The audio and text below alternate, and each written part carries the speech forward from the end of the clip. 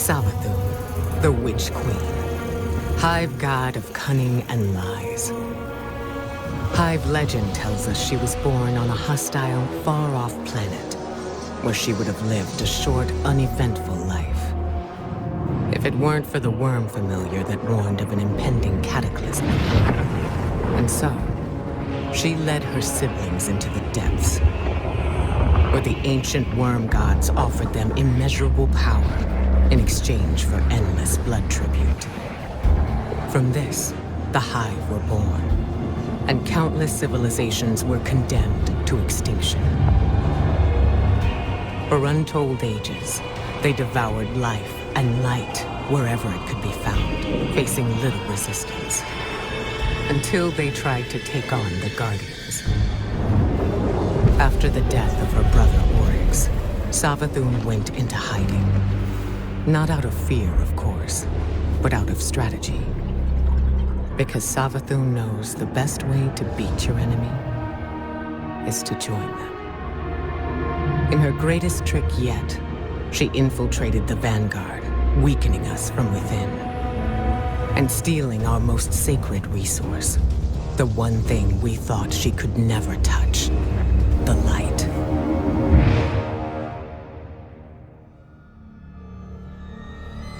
Calcified Fragments, Curiosity, Verse 1. 0. Fundament, dearest sisters, it's taken me 2 years, a quarter of our lives, but I've found the proof. We aren't native to the Fundament. Our ancient ancestors came here to hide. The plate of stone we live on, our osmium court, is one fragment of a rocky planet that crashed into the Fundament and broke apart. All the other nearby continents, the helium drinkers, the bone plaza, the star cutters, came from the same world. Perhaps the other races of the Fundament are migrants too. We live on the shrapnel of our homeworld, floating on an ocean deep inside a gas giant. That's what Fundament must be, a titanic gas planet. The endless storm above us must be one layer of the atmosphere. And the sea we float on, there's more down beneath it, so much more. You understand what this means, Sathona. The timid truth is a lie. We aren't meant to be the world's prey. We weren't born to live and die in the dark. We have a better destiny. Tell our father, Sister Sathona, this is the proof of his life's work. With love, for your 2nd birthday, your first surviving sister, Alrash. Verse 1. 1. Predators. Predators and menaces, carved to endure by Shiro, 3rd surviving sister of the Osmium King's last brood, a Stormjoy. A Stormjoy is a living cloud. When it passes over our continent, it lowers its feeding tentacles. On each tentacle are the bait stars. Although light makes you happy, you must avoid it. You will be eaten. A Stormjoy is a good way for an old person to choose death. Also, a daring knight can cut the bait stars from the tentacles. I have 6 falling. If you fall off the edge of the continent, you will die in the ocean. This is a special hazard when our father, the Osmium King, uses the engines. Helium drinkers. The currents of the Fundament Ocean bring us near other continents. The Helium Court is near us now. They are of our species, but they are our enemies. Their knights raid us every day. Helium drinkers have 2 legs, 2 arms, and 3 eyes, just like us. But they are bright, evil. I want to be a knight and fight them. The Helium Drinker Ambassador ate 10 of my sisters as tribute. This is normal. However, I resent it. Mothers can fly. They live much longer than 10 years. Mothers are extremely smart, and they guard their spawn. If you try to tamper with the eggs, they will eat you. Sathona wants to eat the jelly and become a mother when she turns 4. Storms. The rain is often poisonous. Sometimes it dissolves flesh. When lightning misses the lightning farm, it can vaporize a person. This entire world is deadly to us. Mysteries. The Fundament is very large. We are the smallest things in it. If you don't understand something, it will probably kill you. My teacher Taox says this is why we have such short lives, so we can breed and adapt quickly. Moon waves. My sister Orash is afraid of moon waves. When she gets back from her expedition to the tungsten monoliths, I will ask her why.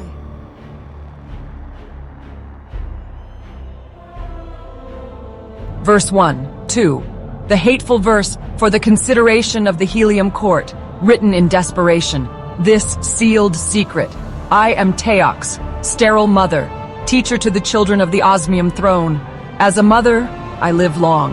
As a neuter, I can rise above the small battles of court politics. I alone see the patterns of survival. Alone I designed the great engines that move the Osmium court. Now, alone I must act to save my kingdom. Senility has claimed my lord the Osmium king. He is 10 and mad. The study of ancient text consumes him. Today he raves about moons above the storm. Tomorrow he will wander the halls speaking to his familiar, a dead white worm from the deep sea. He keeps it in glass and he tends to it and he neglects the duties of a king. The Osmium king has 3 surviving heirs, each 2 years old. Shiro, the youngest and bravest, who wants to be a knight. Sathona, most clever, who wants to be a mother. Alrash, navigator child, who dreams of the infinite ocean. Tomorrow, she will return from the tungsten monoliths. None of these are suitable heirs. None of them will protect the Osmium court from the howling fundament. Jiro can fight, but not lead. Sathona can think, but not fight. Arash's curiosity will draw her away from duty. I fear for all future children. Soon the Osmium king will lock himself into the royal orrery to study the moons. Gather your knights, O helium drinkers, and invade our continent. Kill the 3 heirs. I will rule the Osmium court as your regent, and build engines for you. And if I fail, let the Leviathan in the deep eat me. Written in grief, this hateful request, Teox Osmium mother, neutered to watch, turned.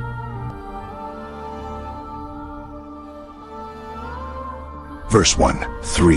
The oath. Sisters, this is how an oath is done. Put your left hands on the mast, close to mine. Take the knife in your right hand.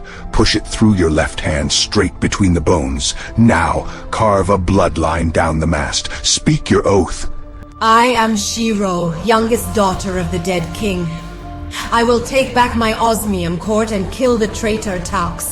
On my left eye, I swear vengeance. In blood the oath is made. I am Sathona, middle daughter of the dead king. I will take back my home and eat the mother jelly. I will raise my spawn on the corpse of the Helium king.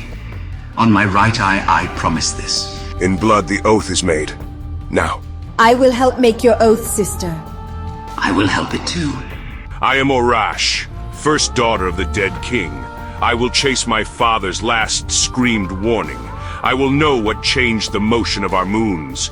If the end of the world is coming, I will understand why. On my center eye, I swear it. I will understand. In blood the oath is made. In blood. Thank you, sisters. We have only my ship left to us, but a ship is freedom. We have secrets to hunt, stormlit realms to explore, and great armies to raise. Put up the lightning sails and we will voyage far.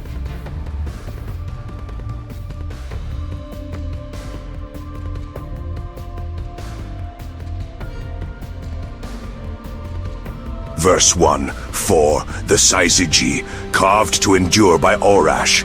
The high vengeance. Only Shiro's bait stars let us escape. Only Sathona's tricks let us reach the coast. But now that we have my ship, I must lead the way. I am the navigator. We may never see our homes again. Shiro seethes with hate and fury for Taux. But this is my deepest fear.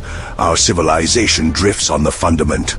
At the tungsten monoliths, I learned that thousands of other species drift with us, coexisting on a vast world sea, and the tides of the fundament move us all.